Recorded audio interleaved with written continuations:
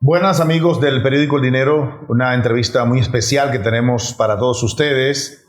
El canciller de la República, don Roberto Álvarez, ha dicho que sí para conversar con ustedes a través del periódico El Dinero.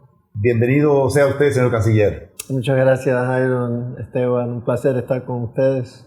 Bien, aquí estamos con el subdirector, Esteban Delgado, tal cual ha dicho el canciller. Y es una oportunidad muy especial porque siempre las relaciones exteriores tienen una agenda muy cargada. Y quizás en este momento, para introducir esta conversación con usted, señor canciller, ¿en qué momento están las relaciones internacionales nuestra promoción como nación de cara al mundo? Bueno, hoy en día República Dominicana y específicamente el presidente Abinader tiene un liderazgo regional que ha ido desarrollando en estos 3 años, aún incluyendo la pandemia, porque el hecho, por ejemplo, en cuanto a la pandemia, el hecho de que inicialmente nos fuera difícil obtener las vacunas, pero que eventualmente hubo un número de vacunas importantes que nos llegó, nos permitió incluso en su momento dado, dado un cierto excedente que existió, de poder donar vacunas a países de la región en cantidades que les eran importantes para ellos, países como Jamaica, Honduras, y ya sí, desde ese momento comenzó, como te digo, durante la pandemia, ese nivel de contacto con la región, el entorno. Después de eso, ustedes han visto que el presidente Abinader ha viajado a países como Guyana, el presidente de Guyana ha venido acá, ahora muy pronto viene el presidente de Surinam, estamos negociando la fecha para una visita del primer ministro de Jamaica. Así que en cuanto a nuestro entorno inmediato, el presidente también fue a Bahamas, ha sido muy dinámico y también yo como ministro he estado en una serie de esos mismos países, además en Cuba recientemente. Pues a nivel regional, más allá todavía, en Centroamérica se han estrechado las relaciones, y con México, América del Sur y aún mucho más allá, también Europa. Pues bueno, estamos en una posición hoy en día en la cual tenemos que ahora impulsar ese liderazgo regional hacia consolidarlo de forma tal que podamos realmente impulsar nuestras exportaciones y atraer aún más capital extranjero. En eso estamos. Este es así más o menos a grandes rasgos el momento actual. A inicio de gestión, el presidente Luis Abinader tuvo un acercamiento interesante con principalmente los gobernantes de Costa Rica y Panamá, si mal no recuerdo, de países de Centroamérica, y se había planteado la posibilidad de ir ampliando este tipo como pudiéramos decir, de pequeña cumbre de presidentes a nivel regional. ¿Eso se ha paralizado o hay algún tipo de gestión para continuar integrando países amigos a esta especie de grupo regional o de alianza regional? Sí, tienes toda la razón, Esteban, un lapso mío no haber mencionado la Alianza para el Desarrollo de Democracia, del cual nosotros fuimos uno de los fundadores. Continúa muy activa la alianza. De hecho, este próximo día 15 en Washington se va a reunir. La alianza originalmente tenía 3 conos o 3 sectores: el político, de cooperación y comercio. Nosotros hemos estado a cargo del tema de comercio e inversiones. Como parte de los ministros de comercio que se reunieron desde el inicio para planificar cómo llevar a cabo ese impulso comercial, también promovieron la creación de un consejo empresarial de alto nivel de los 3 países. Ese consejo empresarial se ha ido consolidando y fortaleciendo y trabajando mancomunadamente con los ministros de comercio. Ahora se van a reunir en Washington el grupo de alto nivel de empresarios el próximo viernes con el Departamento de Estado, buscando a ver los nichos en las cadenas de suministro en los cuales nuestros países puedan también participar, las áreas estratégicas para Estados Unidos. Así que la ADD continúa vigente hoy en día y ahora naturalmente en Ecuador, que es otro socio interesado, ahora hay un proceso de transición electoral en Ecuador.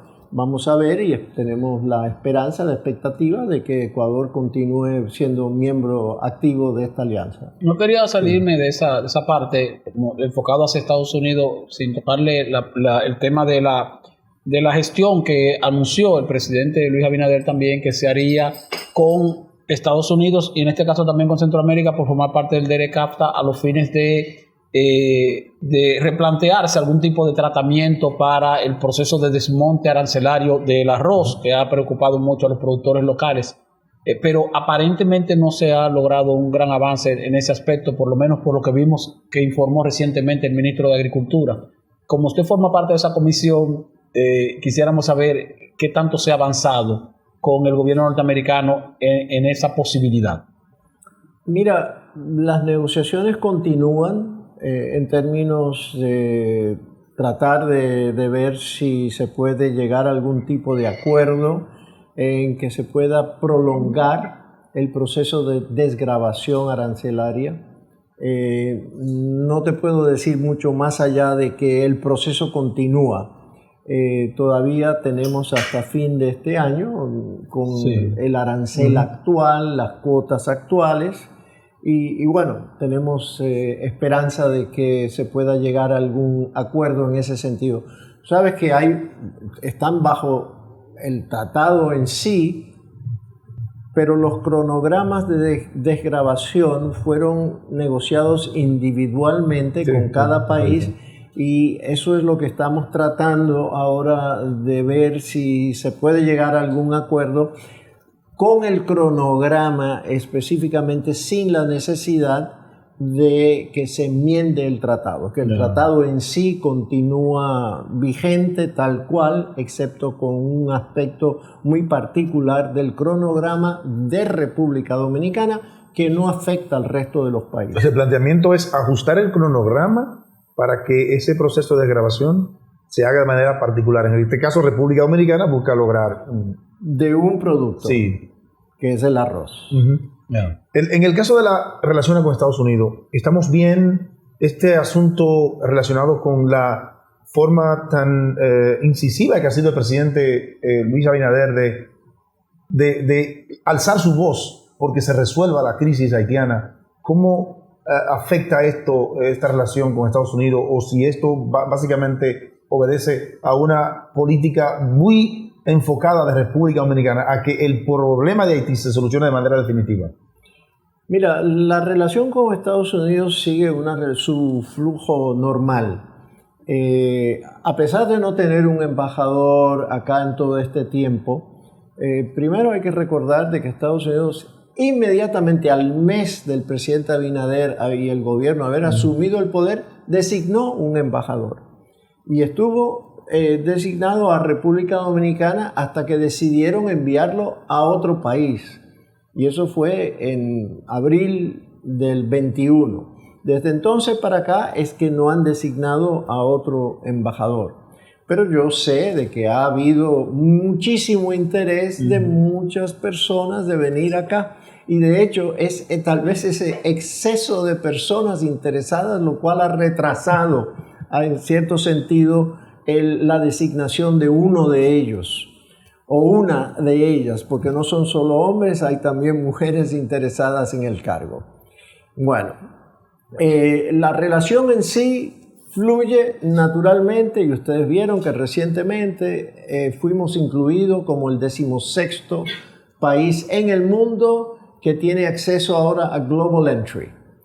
Ya los dominicanos están entrando en línea, de hecho conozco muchísima gente que ya lo ha hecho, que se han registrado y eso es un privilegio, es un beneficio que tenemos nosotros que no lo tendríamos si las relaciones no fueran buenas.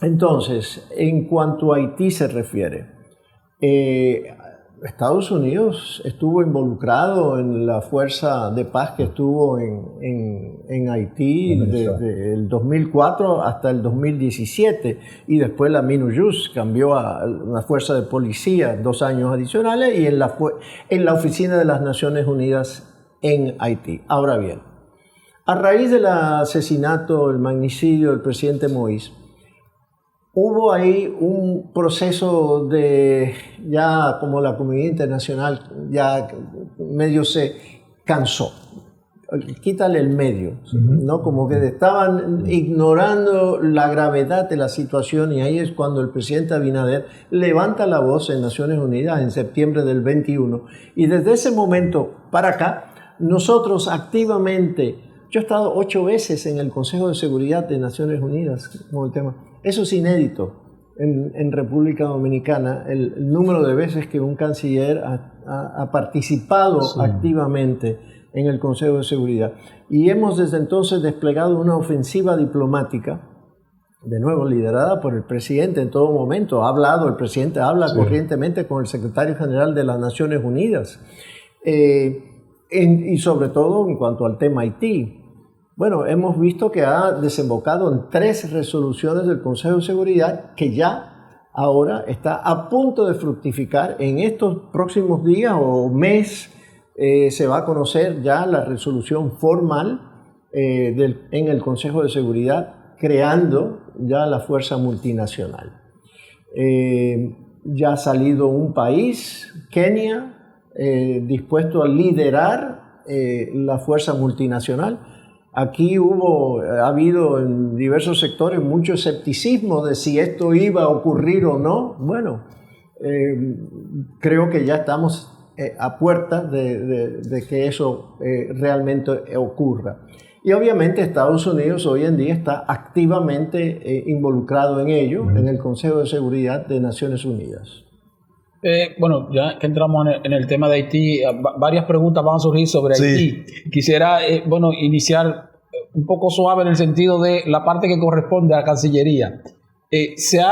Surgen críticas a veces sobre un supuesto exceso de visados concedidos por las autoridades dominicanas a ciudadanos haitianos. Entonces quisiera preguntarle, ¿las estadísticas sobre el nivel de visados han tenido algún tipo de alteración o se mantienen dentro de lo regular en los últimos años? No ha cambiado el número, el porciento de visas a haitianos han sido prácticamente los mismos. Yo no te puedo decir 20 años atrás por dónde andaban, pero sí te puedo decir 8 o 10 años atrás seguían siendo fluctuando entre un 70 y un 80% de las visas dominicanas van a haitianos. ¿Por qué? Porque son empresarios que vienen, incluyendo los comerciantes que vienen de compras. Tú tienes hoy en día, sobre todo en los últimos tiempos, el cierre de vuelos, la cantidad de aerolíneas que han dejado de volar a Haití. Tú tienes muchas personas que vienen a tomar vuelos desde acá, necesitan visas. Tenemos hasta 15,000 estudiantes haitianos hemos tenido en nuestras universidades. Tienes hoy en día personas que viven acá prácticamente, haitianos que están haciendo commuting entre Puerto Príncipe y Santo Domingo. Todo eso necesitan visas. Lo que no sabe la gente, no entiende, lo hemos dicho, pero hay que repetirlo muchísimas veces. El 70%, 70, de las visas, 70% son renovaciones de visas, no son visas nuevas. Entonces, ese número realmente, cuando tú lo reduces por ese 70%, son un número que te puedo decir, 20,000, 25,000. Entonces, y no queremos que el flujo migratorio de Haití hacia acá sea regular. La única manera que podemos que sea regular es dando visas. ¿Cuál otro método hay? Sí, pudiéramos decir, el problema no es que los haitianos vengan, el problema es que vengan indocumentados. Si vienen con visa, vienen documentados. Vienen documentados y regresan, es porque tenemos los datos de migración en ese sentido. Pero para precisar, señor canciller, hablamos de que el 70% de las visas que concede República Dominicana es a ciudadanos haitianos, y dentro de ese 70%, el 70%... Casi 80% de las visas. Y de ese 80%, el 70% son que se renuevan continuamente. Exacto, las visas. Muy bien. En el caso de la fuerza internacional que llegará a Haití y que va a liderar Kenia, hasta ahora, ¿cuántos países han garantizado su participación?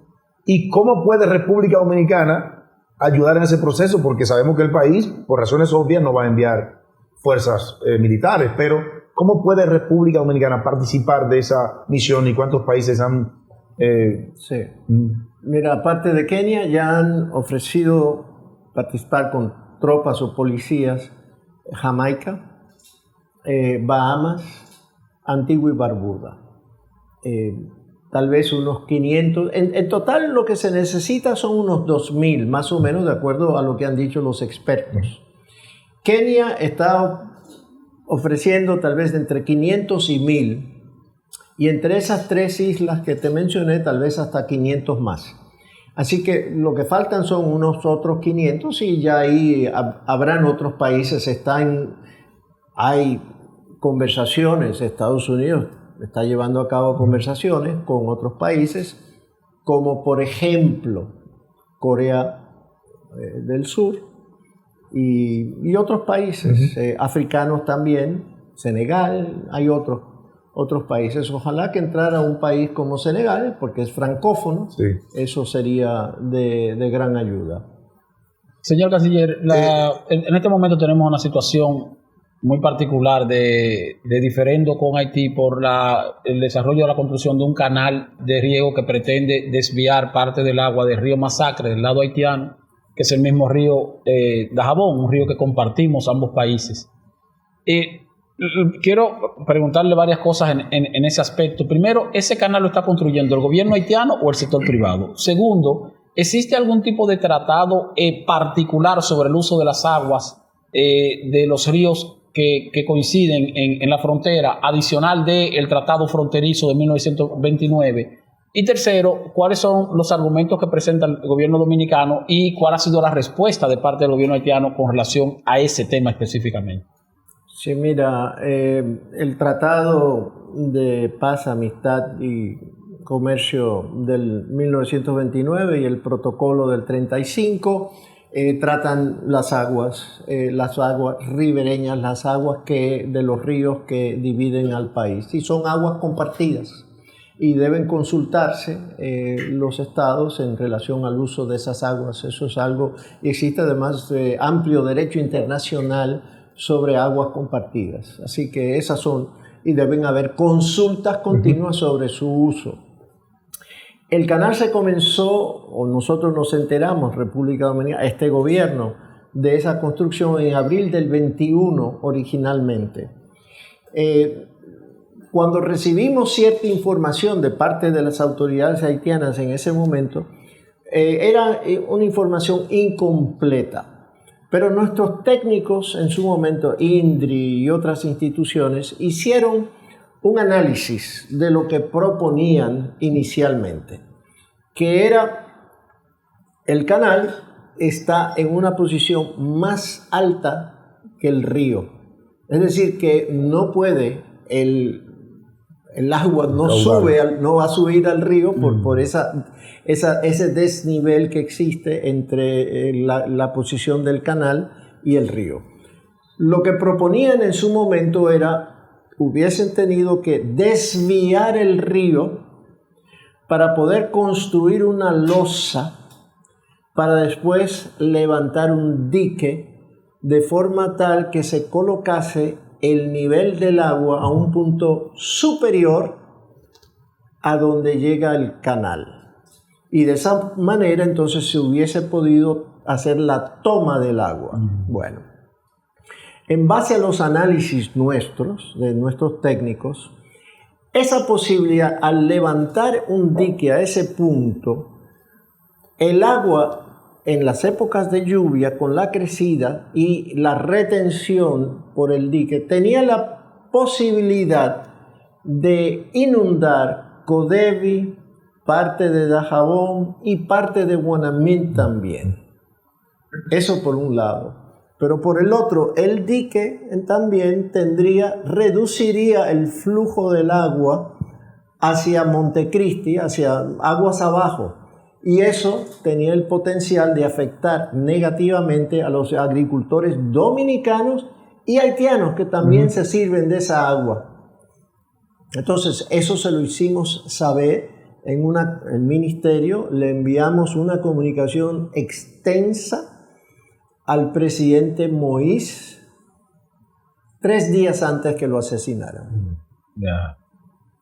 Entonces, el canal fue parado. Después del asesinato del presidente Moïse, descontinuaron los trabajos. Hasta hace poco.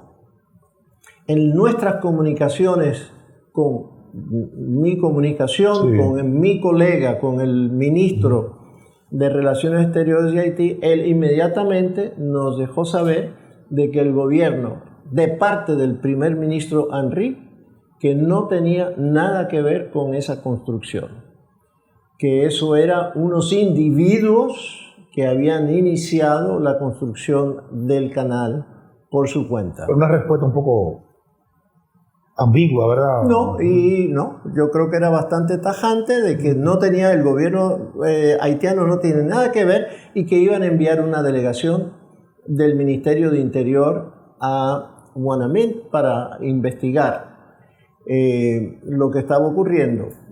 Entonces, dada la falta hoy en día de control que tiene el gobierno haitiano sobre la extensión del territorio haitiano.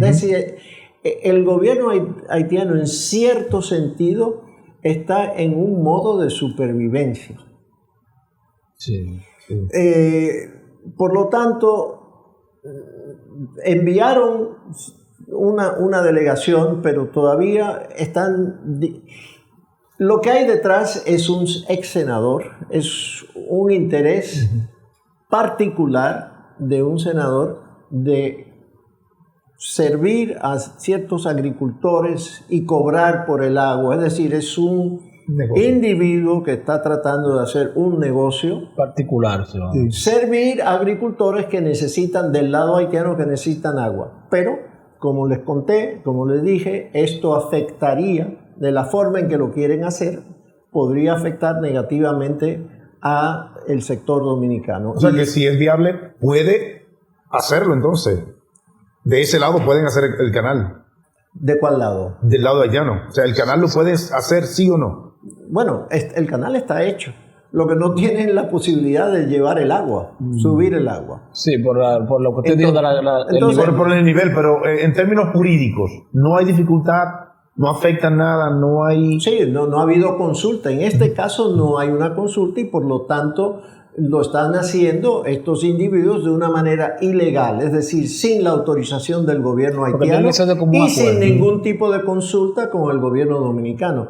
Por eso es que no podemos permitir bajo ninguna circunstancia de que ese canal sea construido, aunque sea por un individuo haitiano del sector privado. Sobre el mismo tema, señor Canciller, ayer, hemos visto en los medios de comunicación que ayer hubo una reunión, vamos a decir, bilateral de ambos lados y que no se llegó a ningún acuerdo. Esa reunión, ¿quién la está coordinando del lado dominicano? Bueno, el presidente Abinader habló con el cónsul dominicano en Dajabón y con la gobernadora y el alcalde de Dajabón para que se reunieran a nivel, porque como es un tema local, no es un tema del gobierno central de Haití, para ver si con las personas ahí que puedan estar, obviamente el señor tiene cierto apoyo de las autoridades locales, a ver si se podía llegar a un acuerdo a nivel de esas autoridades locales.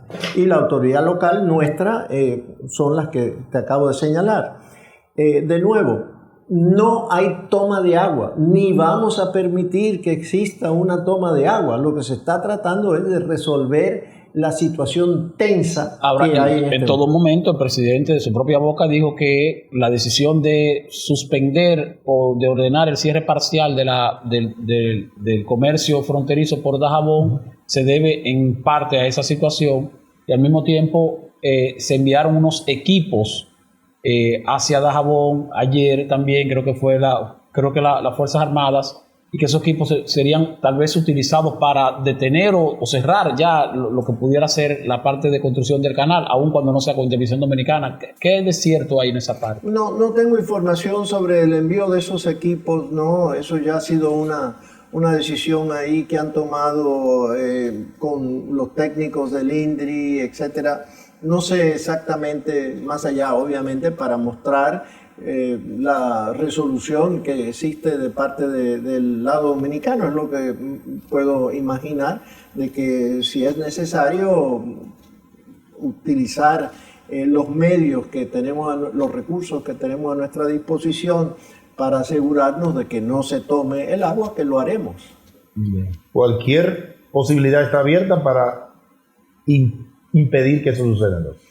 Sí, no se va a permitir que de esta forma se pueda, de ninguna manera, además de que no pueden subir el agua no va a brincar sola hasta el canal. Tendría que controlar el dique. No vamos a permitir de que se cree ningún tipo de medio para que puedan tomar el agua, subir el agua. Pero, señor canciller, entonces nos da la impresión de que ha habido como más ruido que realidad. Es mucho más. Sí. Hay un ruido, sí, porque todo lo haitiano genera un gran ruido en República Dominicana, pero nada, damos toda la información razonada y hacemos todas las negociaciones necesarias para calmar una situación tensa que tiene un origen muy pequeño, de 1, 2 o 3 o 10 personas que están tratando del lado haitiano de generar una situación que ya expliqué.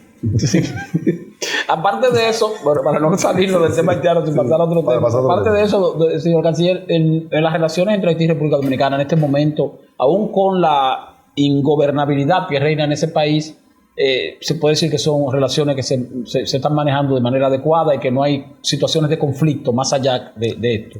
Sí, bueno, uno no puede decir que las relaciones son las relaciones entre los funcionarios son normales. El presidente Abinader tiene un diálogo normal con el primer ministro Henry, yo con el ministro Geneus, la comisión mixta bilateral, nuestro embajador Ortega Tuz con su contraparte en la comisión mixta, todo normal y continúa el flujo. El ministro de Medio Ambiente también con su par, etcétera, de salud, etcétera. Pero obviamente, dado las dificultades que enfrenta hoy en día el gobierno haitiano, nosotros, por ejemplo, no podemos estar yendo allá o ellos viniendo. Ellos pueden venir acá, pero nosotros es muy difícil ir allá bajo estas circunstancias. Pero, por ejemplo, el río Pedernales. Ahora, es algo importante para nosotros. La desembocadura del río Pedernales tiene una desviación más alto del lado haitiano que del lado dominicano. Cuando hay una crecida del río, se inunda Pedernales. Entonces ahora necesitamos construir unos gaviones de nuestro lado, que ya los haitianos tienen de su lado. Bueno, esas son negociaciones que se están llevando a cabo y se están llevando a cabo normalmente para ver la construcción, que va a haber que tener algún momento, tal vez una desviación del río en algún punto, etcétera. Pero la gente no está viendo eso porque eso es un normal. Es decir, son solo aquellos casos que generan ruido los que la prensa y la población le pone atención. El canciller, el Ministerio de Defensa que tiene a su cargo la construcción de la verja fronteriza, o le decimos el muro, que no es un muro, sino una verja fronteriza perimetral, pero me imagino que la Cancillería le da mucho seguimiento a lo que tiene que ver con la línea fronteriza en sí mismo, no se corre riesgo de que estemos cediendo márgenes de terreno a Haití. O sea, eso se está haciendo, vamos a decir, por donde está la línea fronteriza establecida. Los tratados de delimitación son muy claros. Las pirámides están ya hoy en día muy claras. Han desaparecido 2 o 3 y se ha estado en la búsqueda, pero ya están hasta georreferenciadas. Desaparecieron unas en el lago Azuay y se estaban buscando, pero en realidad, y había un asentamiento que estaba ya del lado ocupando el terreno, pero estoy hablando de 50 personas, etcétera, y se han estado retirando esas personas al lado haitiano. No hay ningún tipo de diferencia de dónde están los puntos limítrofes entre los dos países. Y la verja está del lado del territorio dominicano, pero aún esa brecha de terreno queda muy claro por las pirámides. En las relaciones bilaterales, la parte comercial, canciller, esta inestabilidad de Haití, ¿cuán difícil ha sido, por ejemplo, para nuestra representación allá en Haití promover el comercio formal? Porque, bueno, hay una situación social que no ofrece la garantía necesaria para que nuestros empresarios, que obviamente exportamos 10 a 1, más o menos, es que está el comercio. ¿Cuán difícil ha sido en medio de esta situación de inestabilidad? Bueno, es prácticamente imposible. De aquí los empresarios no pueden estar viajando corrientemente a Haití como deberían poder hacerlo. El año pasado vendimos unos $1.000 millones. ¿Pero por qué? Porque son los haitianos que vienen a hacer las compras acá directamente. Ese es otro de los motivos por los cuales las visas necesitan visas para poder venir aquí a hacer las compras. Entonces, ha sido más compras directas desde aquí, que son obviamente trasladadas a Haití por camioneros, y en ese caso, esa es otra de las dificultades. Como ustedes saben, han sido secuestrados en algunos casos camioneros o choferes de autobuses, de guaguas, de metro, etc. Entonces, no son situaciones normales que permiten fomentar el negocio. Pudiera ser varias veces, varios múltiples lo que existe hoy en día, y también nosotros, compras nuestras a Haití, si pudiésemos hacerlo. Exacto. ¿Cuáles proyectos binacionales están en stand-by en este momento, esperando que la situación de Haití mejore? Porque hace unos años se estaban impulsando algunas inversiones en la frontera, porque es obvio que quizás sea el mejor muro que se pueda construir, el que haya inversión de ambos lados.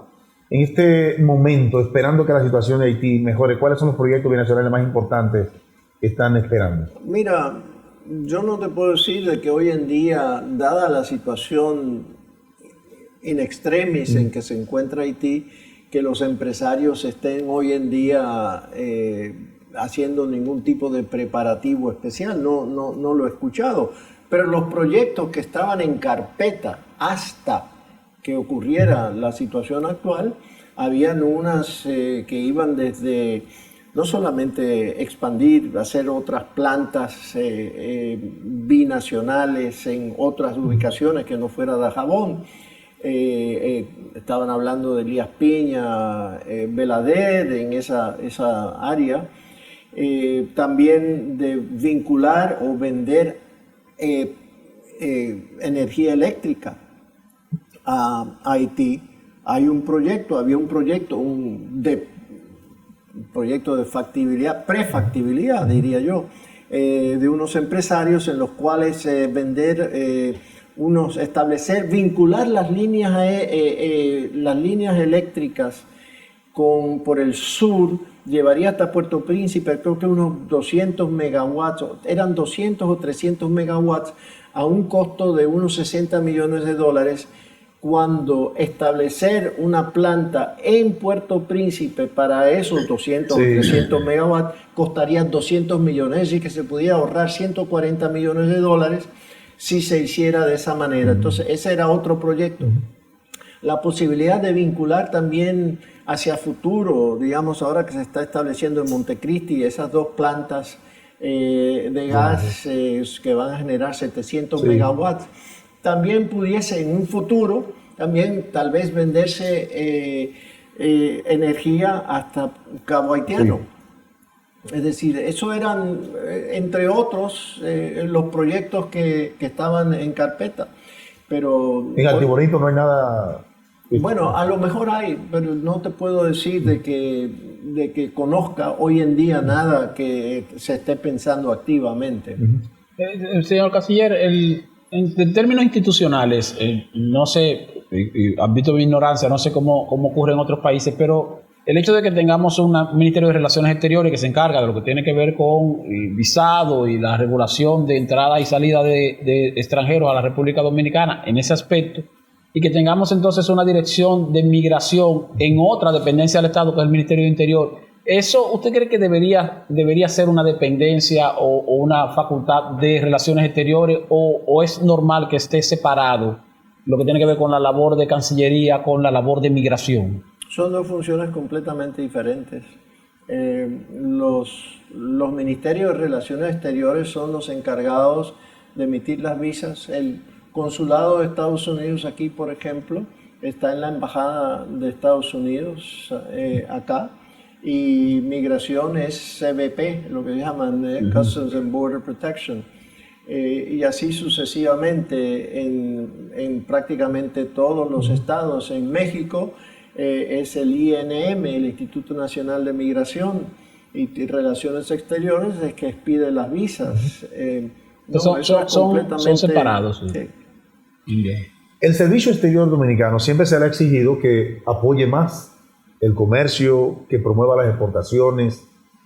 ¿Cuáles son las directrices que desde aquí se llevan a las diferentes embajadas para que promuevan las exportaciones? Y ciertamente podemos hablar de casos de éxito. Bueno, en primer lugar, 3 años en el gobierno. El primer año, como sabemos, fue un año lidiando con la pandemia. Sí.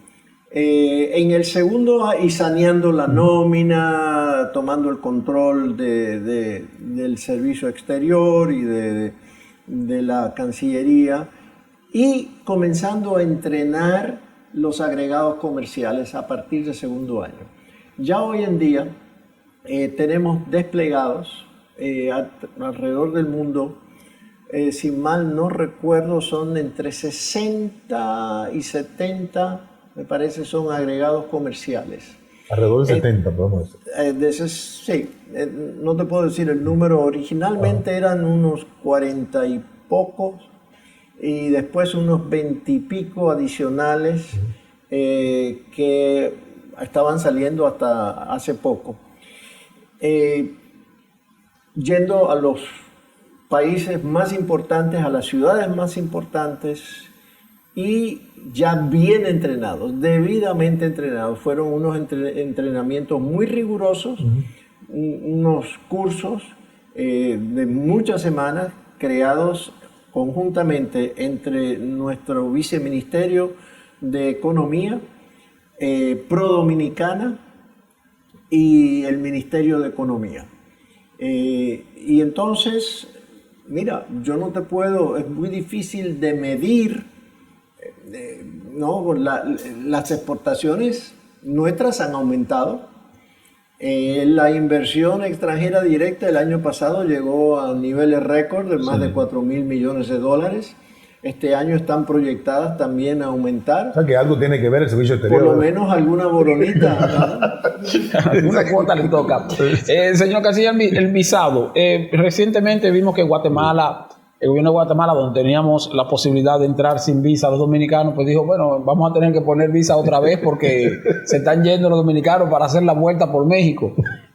Inicialmente, Guatemala dejó sin efecto la posibilidad de visitar su país sin visado de la República Dominicana, o sigue normal, o sigue abierto. Y segundo, en ese mismo tenor, el proceso de gestión para exoneración de visado en los países de la Unión Europea. ¿Cómo anda eso? Sí, bueno, No, no ha habido cambio con Guatemala. Guatemala sigue exigiendo hoy en día, bueno, por lo menos de que tengan visa. Si tiene visa estadounidense, no hay absolutamente ningún problema. Después se establecieron una serie de requisitos como pasaje de ida y vuelta, probar de que tienen pagado algún hotel o algún hospedaje, etcétera. Toda una serie de requisitos. Porque la verdad es que los números de dominicanos que comenzaron a fluir después de que se inauguraron los vuelos directos, porque ese es lamentablemente un facilitador, digo, qué maravilla de que tenemos estos vuelos, ¿verdad? Qué maravilla, yo me alegro de que hay ese nivel de conectividad, pero... una coincidencia. Sabemos de que las mafias, las redes, ven y buscan las oportunidades para hacer su negocio ilícito. Entonces, de ahí pues surgieron las cifras que fueron identificadas por Estados Unidos, por CBP, en la de dominicanos tratando de ingresar a Estados Unidos por la frontera sur, y hicieron la trazabilidad, era de que habían venido, pues sabían por qué países y por qué lugares, entre ellos Guatemala. Entonces, detuvieron a muchos de ellos, había tal vez en un momento dado en los centros de detención de migración de Estados Unidos unos 3.000 a 4.000 dominicanos que eventualmente los repatriaron todos en vuelos especiales. Pues bueno, eso es lo que ocurrió con Guatemala, y nosotros obviamente colaboramos con las autoridades de todos los países para no permitir la migración irregular. En cuanto a Unión Europea, el requisito básico es de tener un pasaporte biométrico. Sin pasaporte biométrico no podemos pasar al siguiente paso. Entonces el gobierno, el presidente Abinader, emitió un decreto estableciendo como un objetivo prioritario y una cuestión de seguridad nacional tener un pasaporte biométrico, y eso ha permitido ahora que se esté negociando de gobierno a gobierno para tal vez llevar a cabo una contratación de compañías estatales que puedan facilitar la rapidez, la velocidad con que podamos nosotros adquirir ese pasaporte biométrico. Todavía no se ha contratado la compañía, aunque se está en eso, y ojalá que pronto tengamos por lo menos el anuncio oficial de que ya para el año que viene tendremos los pasaportes biométricos. Después de eso, entonces vendrá ya el proceso político de acceso, de negociaciones para acceso a Schengen. Justamente le iba a preguntar eso, porque sin el biométrico no hay forma de negociar políticamente el que los dominicanos puedan acceder sin visa al espacio Schengen. Eso está claro. No hay forma de iniciar un proceso de negociación si no hay biométrico. No. Bueno, señor Canciller, usted había informado en otras ocasiones de que con relación al controversial proyecto de ley de trata de personas y de tráfico de personas, pues el gobierno decidió retirarlo y se está haciendo una revisión para dividir esto en dos iniciativas legales, una sobre trata de personas y otra sobre tráfico de personas, pero no sabemos en qué está, o quisiéramos saber en qué está el proceso, o sea, si ya está consensuado estos dos proyectos, si se van a someter al Congreso, ¿cuándo estarían en disposición de hacerlo?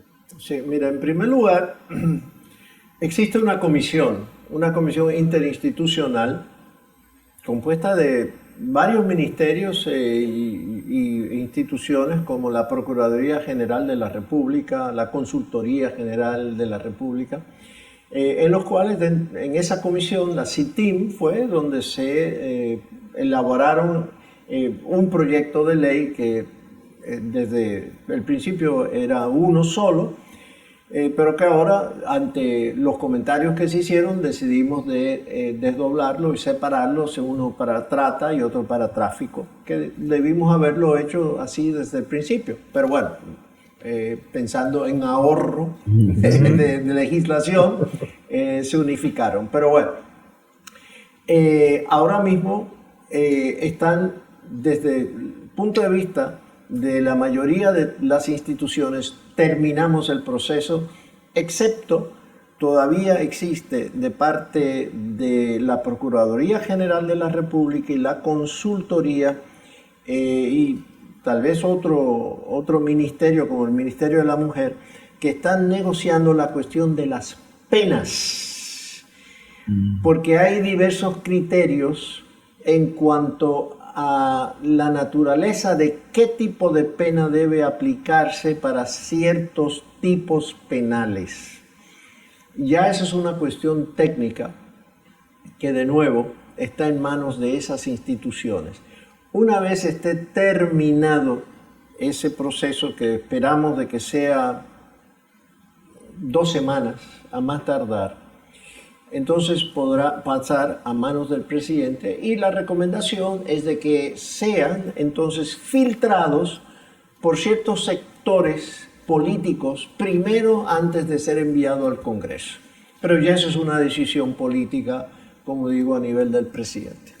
¿Cómo puede? Esta pregunta fue que se quedó un poco corta ahorita la respuesta, señor canciller, porque República Dominicana tiene a Haití de vecino, y eso es algo que no lo podemos soslayar aunque queramos.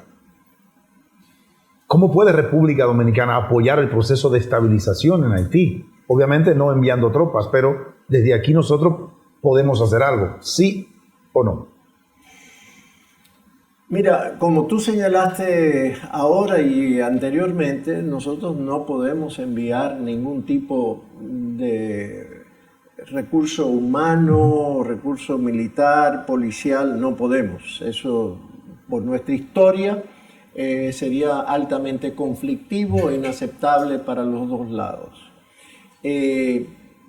Por lo tanto, la forma en que podemos nosotros colaborar, lo hicimos en el pasado, cuando MINUSTA vino en varias ocasiones, con plena coordinación con las autoridades haitianas. Los puertos dominicanos o aeropuertos fueron utilizados por cierta imposibilidad de hacerlo en el lado haitiano o por cierta facilidad que se prestaban para ello de usarlos como punto de tránsito en ese sentido.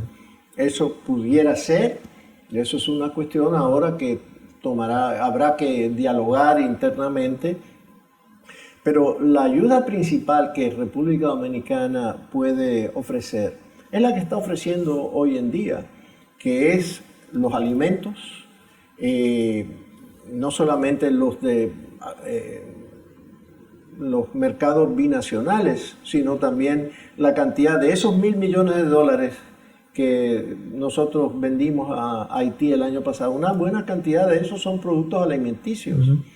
Eso de por sí es una ayuda considerable.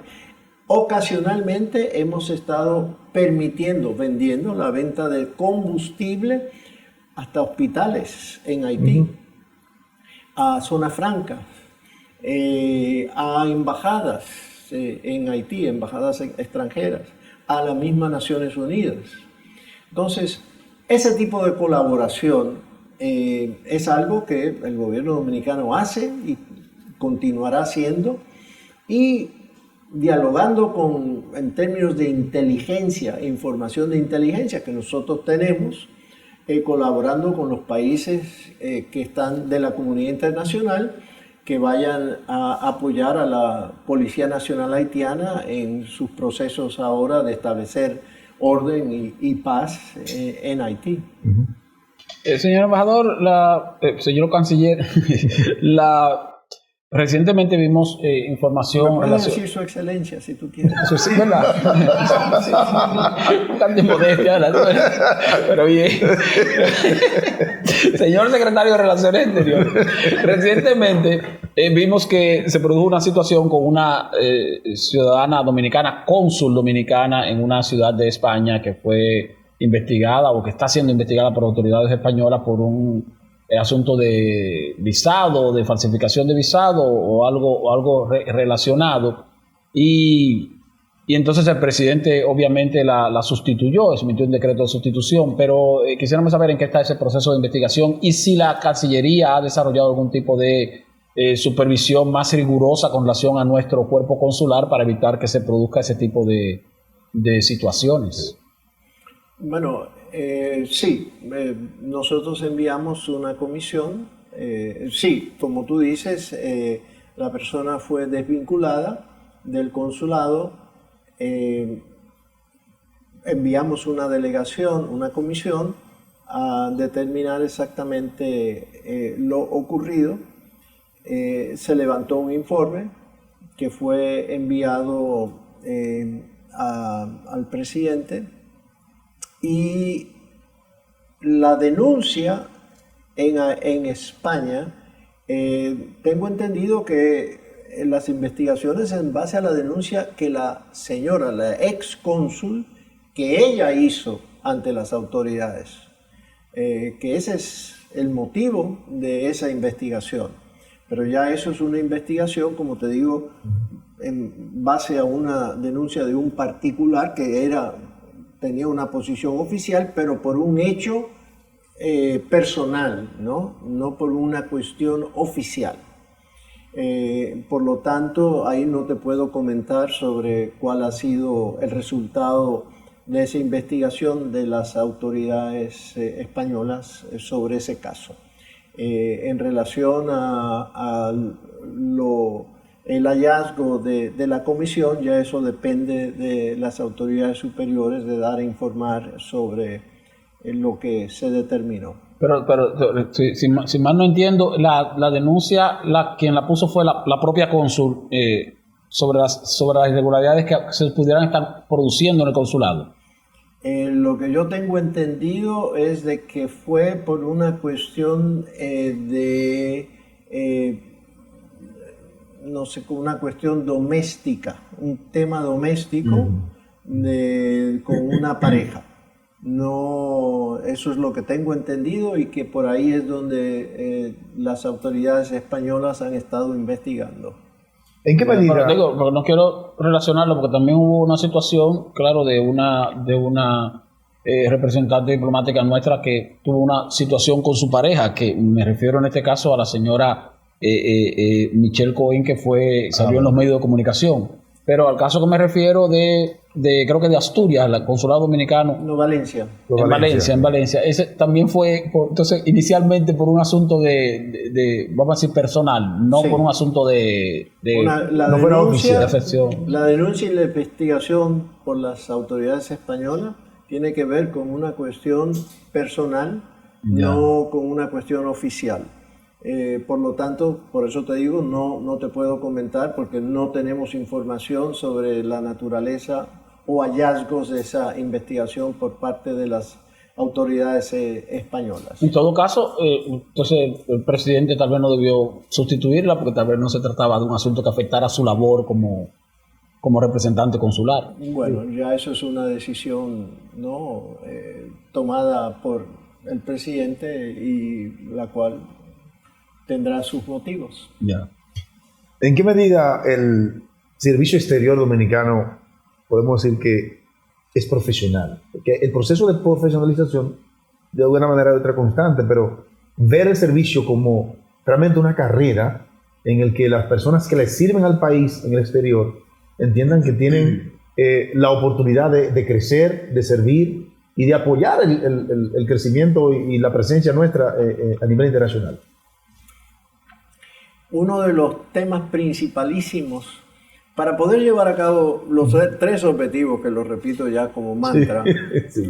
La protección de los dominicanos en el exterior, la promoción de nuestras exportaciones y atracción de capital, inversiones extranjeras y la promoción de los valores democráticos dominicanos y de los derechos humanos. Para poder llevar a cabo esos 3 objetivos, tú necesitas tener un servicio exterior profesional, debidamente entrenado, moderno. Entonces nos hemos abocado a fortalecer ese eje transversal. Primero, saliendo de todas aquellas personas que obviamente no estaban trabajando o no trabajaban debidamente, no cumplían con sus funciones. Segundo, entrenando cursos continuos desde el inicio de todas las personas en el servicio exterior, todos sean los nuevos embajadores o todos los actuales. En el servicio exterior, a pesar de todo lo que había ocurrido, hay mucha gente buena, mucha gente profesional, meritoria, y hemos estado desde el principio evaluando, tanto en las embajadas como en los organismos internacionales, las capacidades de todas esas personas. Determinamos por resolución interna un número, un rango mínimo y máximo de funcionarios para cada embajada, de forma tal que tengamos un parámetro de que no se vayan a exceder, por ejemplo, la embajada en Washington de 14 a 18 personas.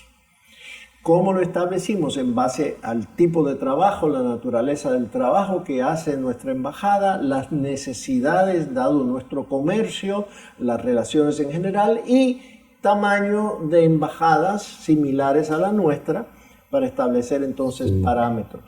Obviamente el parámetro no puede ser la embajada de Estados Unidos en República Dominicana, que tiene como 900 empleados acá. Claro, exactamente, sí. Por el tamaño.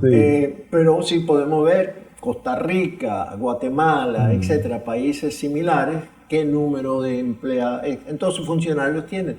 Y de esa manera establecimos en todas nuestras embajadas o organismos internacionales ese rango mínimo y máximo. Y entonces por resolución establecimos y emitimos esa resolución. En total, entre uno y otro deben ser alrededor de 390 funcionarios los existentes en esas embajadas, y ahora estamos haciendo eso, estamos en proceso para los consulados. También ahora. Así porque quería preguntarle esa parte, señor canciller. Pero déjame terminar, porque la fuerza del cuerpo diplomático claro. Debidamente entrenado para cumplir con las funciones, etcétera, de promover todo lo que he dicho y avanzar el interés nacional. Bueno, en eso estamos, y entonces estamos tratando también, buscando de cumplir, que no es nada fácil, con el artículo 66 de la Ley Orgánica de Cancillería, que establece los porcientos que deben existir de carrera versus de libre remoción para embajadores, que es 50-50 para el año que viene. Ahora mismo, este año, todavía está permitido 45 de carrera, 55 de libre remoción. Y eso, por el número, lo pueden buscar, el artículo 66 de la Ley Orgánica, y entender por qué. Y para el resto del escalafón hay que tener 60 de carrera, 40 de libre remoción. Entonces estamos en ese proceso de ajuste y de llevar el número de embajadores de carrera a ese 45% este año. Entonces, eso requiere promociones de personas, de ministro consejero. Tenemos una cantidad de ministros consejeros que tienen 10, 15, 18, hasta 22 años en ese mismo rango, sin haber accedido, sin haber sido ascendido al rango de embajador o embajadora. Entonces, esos son los procesos en los cuales estamos ahora mismo también llevando a cabo.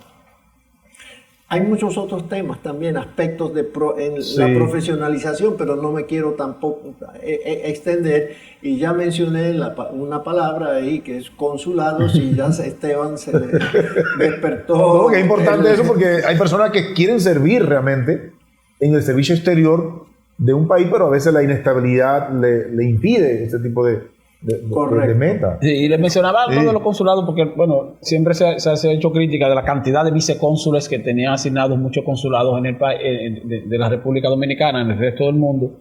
Y entonces la pregunta es si tiene el dato de cuántos vicecónsules nombrados habían en la gestión gubernamental pasada y cuántos vicecónsules nombrados hay actualmente, porque eso depende mucho ciertamente de la decisión del presidente de la República. Claro. La colaboración del presidente en esa labor que usted está planteando es determinante, pero tiene eso contabilizado, es decir, bueno, teníamos, qué sé yo, X cantidad de vicecónsules y ahora tenemos esta cantidad en sentido general. Sí. Mira, no te puedo decir en este momento cuántos vicecónsules hay. Consulados me parece que hay que diferenciar. Hay consulados generales, simples consulados, y secciones consulares. Sí. Las secciones consulares están en las embajadas y forman parte de la embajada, no es un consulado. Sí, sí. Por ejemplo, en Washington hay una sección consular. En Argentina, una sección consular. Sí. En la embajada. No hay consulado general como Nueva York, Miami, Madrid.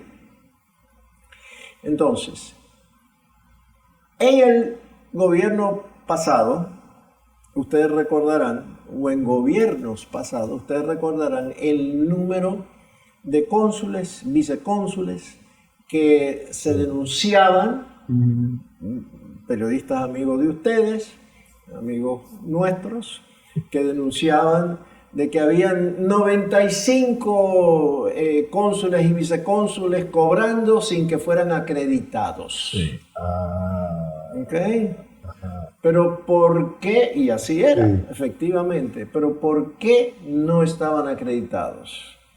Porque eran o ciudadanos de o residentes permanentes de ese país y las autoridades no reconocen privilegios e inmunidades para nacionales propios o residentes de ese país. Sí. Y por lo tanto, al no poder no recibir los privilegios e inmunidades, no pueden ser acreditados y no pueden ejercer funciones oficiales.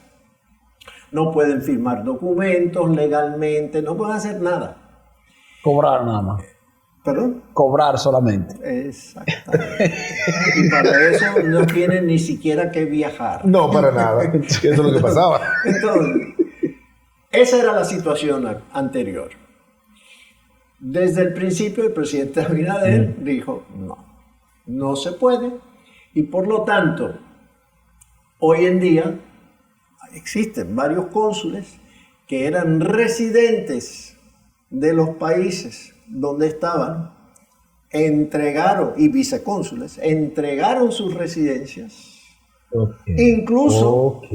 Incluso había uno que era nacional que renunció a la ciudadanía.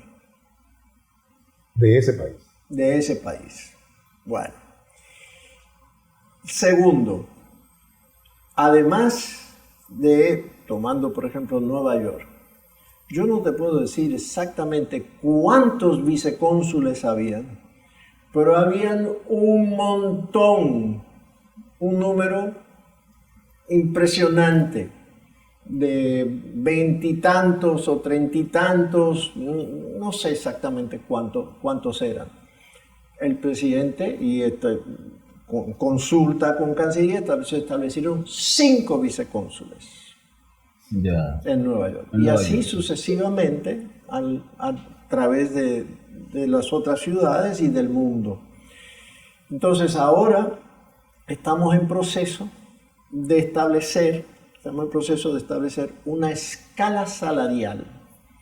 Como se hizo, ya hicimos una escala salarial para los diplomáticos, es decir, todos los que están ahora en embajadas o en organismos internacionales tienen una escala salarial y ya no puede ocurrir lo que ocurría anteriormente, que era una aberración. ¿Qué era eso anteriormente? De que desde Palacio designaban a una persona, digamos, al rango de consejero y esa persona tenía un salario mayor que una persona con un rango de ministro consejero que está por encima de esa persona. Eso hoy en día no puede ocurrir porque hay una escala. Entonces, en eso estamos para los consulados también, estableciendo esa escala salarial hacia futuro, además de que están homologando, ahora estamos en proceso arduo, pero de homologar todas las tarifas consulares. Señor embajador, señor canciller, su excelencia. Me gusta más. Mire, bueno, usted ha sido una persona muy vinculada al área de relaciones exteriores toda la vida y el presidente Luis Abinader está en un proceso de repostulación en busca de la reelección presidencial. Usted lleva 3 años ya como ministro de Relaciones Exteriores. En caso de que el presidente repitiera en el gobierno 4 años más, ¿usted le estaría o se sentiría cómodo continuando esta labor que está haciendo de saneamiento de nuestro Ministerio de Relaciones Exteriores, o tal vez siente que puede servirle al Estado a través de otra función o de otra institución? Mira, yo soy un soldado del presidente Luis Abinader y del partido. De aquí a allá veremos cuál sería la función desde la cual yo pudiera en un futuro desempeñar un cargo o un puesto de donde sea, o si es mejor de que lo haga desde mi casa, de continuar, ¿no?, ya apoyando al gobierno ya en otra, desde otra área. Eso todavía está por verse, Esteban, y de hecho me cuesta darte una respuesta porque ni siquiera lo he pensado. No, le hacía la pregunta porque a veces sí hay funcionarios que están haciendo un trabajo que dicen, bueno, es que tienen el interés de cumplirlo ya por un interés, vamos a decir, más nacional que personal o que particular. No es que, bueno, que me gusta el carguito, sino que tal vez si me voy antes, temo que no se concluya un proceso que pudiera ser necesario para el Estado, para el país, ya como ciudadano, diría uno.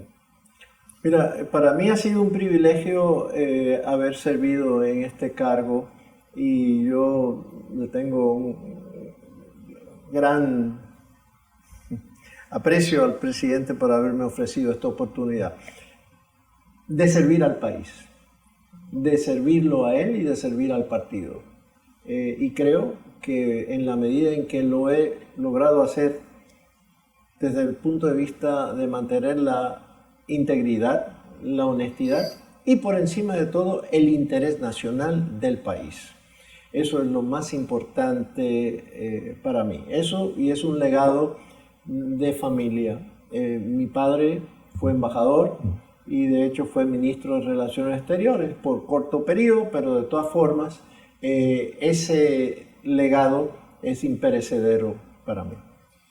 Yo tengo las 3 últimas preguntitas mías, porque ya nos están haciendo señas. Primero es, ¿realmente con cuántos países República Dominicana tiene relaciones diplomáticas realmente? Relaciones diplomáticas como diríamos oficiales. ¿Cuáles países se han acercado o nosotros para formalizar nuevas relaciones? Y las recaudaciones por emisión de visa, ¿eso cae todo en una sola cuenta? Son 3 preguntitas. Mira, tenemos relaciones realmente, como tú dijiste, con prácticamente todas las naciones del mundo. Tal vez implícito en tu pregunta está ¿cuántas embajadas tenemos nosotros abiertos en los países con los cuales tenemos relaciones diplomáticas? Pero los concurrentes hay que ponerlo como... Pero son relaciones, sí. Es decir, no tenemos embajadas abiertas en todos los países con los cuales tenemos relaciones diplomáticas. Por ejemplo, Kenia, para tomar el caso del país que viene ahora a liderar la fuerza multinacional, esperamos, en Haití. Nosotros tenemos relaciones diplomáticas con Kenia, pero no tenemos una embajada abierta, permanente en Kenia. El embajador dominicano en Kenia, me parece que es el embajador en Etiopía. Perdón, Etiopía, no, en Egipto. Nuestro embajador en Egipto es concurrente, es embajador concurrente. Así a través del mundo, los embajadores donde no tenemos embajada, ¿no?, son representados por los embajadores en otro lugar. Van y presentan credenciales, normalmente, y después visitan esos países de vez en cuando. Estamos ahora abriendo embajadas nuevas. En este gobierno se han abierto embajadas nuevas en Bolivia, en Vietnam, en Guyana, y estamos en proceso de abrir en Arabia Saudita. Esa es la próxima embajada, esa es la próxima por abrir.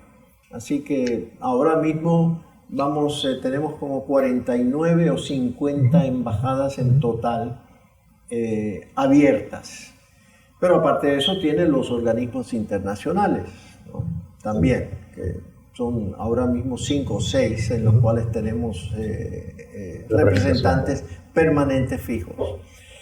Entonces, en cuanto a tus otras preguntas, porque decía de la recaudación. Las recaudaciones, pero tú hiciste, ahí voy una, porque esa es muy fácil, van todo a la cuenta única del tesoro. Todo, ahí directo. Y la tercera era... No, para que quede claro que ya no es como antes. Bueno, eso era así. Los fondos, todos los fondos deben ir a la cuenta única del tesoro, y eso era así antes. Eso se cumple estrictamente bajo nuestro gobierno. Todos los fondos fluyen hacia la cuenta única del tesoro. Ya. Señor canciller, tenemos relaciones diplomáticas con China. Para eso tuvimos que romper las relaciones diplomáticas con Taiwán, pero tenemos un comercio con Taiwán. ¿Cómo funciona la relación dominicana con Taiwán, aún sin que sean, vamos a decir, relaciones diplomáticas formales, tomando en cuenta lo que ocurrió en el año 2018? Bueno, en primer lugar, República Dominicana, cuando estableció relaciones con la República Popular China, adoptó la política de una sola China, lo cual quiere decir que se considera que Taiwán es parte integral del territorio de la República Popular China. Nuestro gobierno reconoció ese principio desde el inicio como algo esencial en nuestras relaciones con la República Popular China. Ahí no ha habido ningún cambio. En cuanto a tu pregunta del comercio, el comercio es una relación de particulares, en este caso, es del sector privado. No tiene nada que ver con el gobierno. Es decir, el gobierno, nosotros no tenemos ningún tipo de representación o ningún tipo de intervención en esos asuntos. Eso existiría desde antes, esos vínculos comerciales, y continuarán, pero nosotros no intervenimos en eso. Y, por ejemplo, para viajar a Taiwán, un dominicano que desee viajar a Taiwán, o sea, tiene que hacer su trámite de visado, o ¿cómo se hace, ¿no? Lo que haga un dominicano, un ciudadano dominicano en su capacidad individual, tiene su derecho a viajar, no así para un miembro del gobierno. Un funcionario del gobierno no podría viajar en su capacidad oficial a Taiwán. Tiene que ir como para ciudadano particular. Muy bien. Bien, señores, la verdad que ha sido una entrevista, una conversación muy interesante con el señor canciller Roberto Álvarez Gil. Un abrazo fuerte para usted. Gracias, bendiciones por esta oportunidad de conversar con el periódico El Dinero, junto a mi compañero, colega Esteban Delgado, que es el subdirector. Muchas gracias, señor canciller. Gracias a ustedes. Un placer.